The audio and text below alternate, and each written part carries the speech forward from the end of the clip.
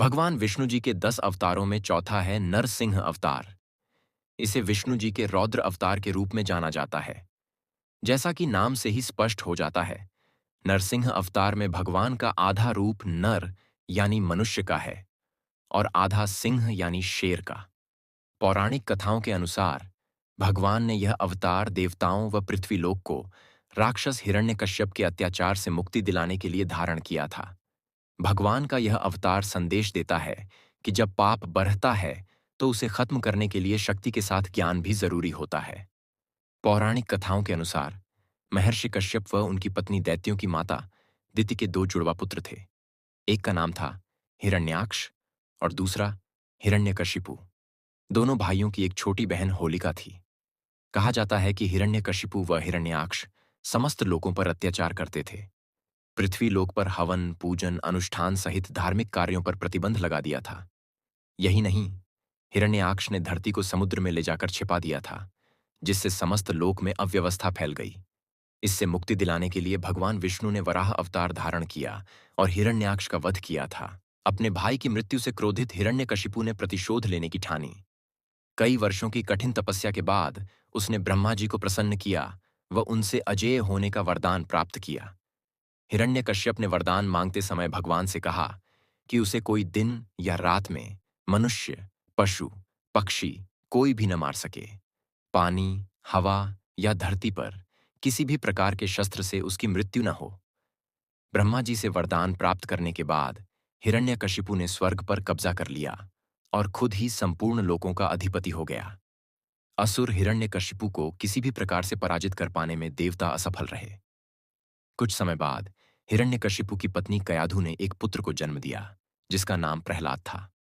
कयाधु के 3 अन्य पुत्र भी थे, अनुहलाद, सहलाद और हलाद।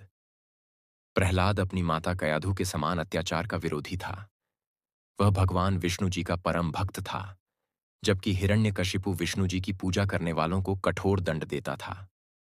हिरण्यकशिपु को जब प्रहलाद की विष्णु भक्ति के बारे में जानकारी हुई, तो वह क्रोधित हो उठा। उसने प्रहलाद को कई बार विष्णु जी की पूजा न करने की चेतावनी दी, लेकिन वह नहीं माना। जिसके बाद हिरण्यकशिपु ने अपने पुत्र को मारने की साजिश बनाई। उसने अपनी बहन होलिका के साथ प्रहलाद को अग्निकुंड में बैठा दिया। वह जानता था कि होलिका के पास भगवान शंकर द्वारा दी हुई एक चादर है, जिसे ओढ़ने से अग्नि भी उसका कुछ नहीं कर सकती। हिरण्यकशिपु प्रहलाद को अग्निकुंड में भस्म कर देना चाहता था। हालांकि ऐसा नहीं हुआ। देव कृपा से तेज हवा चली और होलिका की चादर प्रहलाद के ऊपर आ गई, जिसके प्रभाव से प्रहलाद अग्नि से बच गया और होलिका उसी अग्नि में जलकर भस्म हो गई। इसके बाद भी हिरण्यकशिपु ने प्रहलाद को कई प्रकार से मारने की साजिश रची, लेकिन असफल रहा।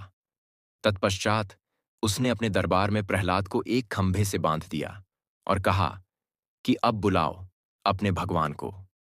इतना कहकर उसने खड्ग से खंभे पर तेज प्रहार किया, जिसके बाद भयंकर गर्जना के साथ भगवान विष्णु नरसिंह अवतार में खंभे के अंदर से प्रकट हुए। नरसिंह अवतार में भगवान विष्णु का पूरा शरीर मनुष्य का व मुंह सिंह यानी शेर का था, जिसके बड़े बड़े नख और दंत थे। भगवान नरसिंह ने गोधूली बेला में, जो कि ना दिन का समय था और ना ही रात का, नरसिंह रूप जो न मनुष्य का था न पशु का, अपने तेज नाखूनों से जो कोई अस्त्र शस्त्र में शामिल नहीं था, पैर की जंघाओं पर बिठाकर जो न जमीन था न आसमान, हिरण्यकशिपु का पेट चीरकर वध कर दिया, जिसके बाद समस्त लोकों में आनंद व्याप्त हो गया। भगवान श्री विष्णु जी ने इस प्रकार भक्त प्रहलाद की मदद की। दोस्तों, आप भी हमारी चैनल को सब्सक्राइब करके हमें इस प्रकार वीडियो बनाने में मदद करें। आपकी लाइक और शेयर से प्रेरणा मिलती है।